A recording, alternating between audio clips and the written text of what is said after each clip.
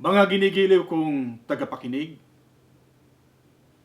isang maligayang bati ang aking ipinapaabot sa bawat isa at nais kong magbigay ng isang muling paalala na matagal na nating paulit-ulit kabisado, kahit ang maliit na bata, kabisadong-kabisado ang talatang ito, samantalang tayo'y naghihintay sa napakalapit na pagdating ng ating Panginoon. Ito ang kanyang pangako sa aklat ng Juan Kapitulo 3, versikulo 16.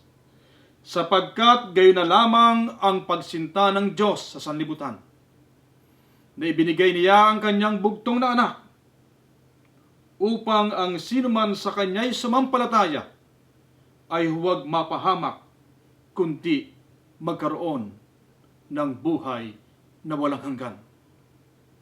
Maraming salamat po. Naway lalo tayong maging tapat samantalang tayo'y naghihintay sa kanyang malapit na pagdating.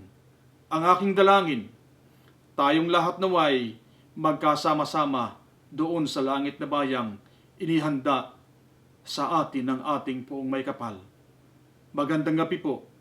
Ito po ang inyong lingkod, si Pastor Eddie Aquino, nagsasabing, ang Panginoon ang siyang ating sandigan sa pangalan ni Jesus. Amen.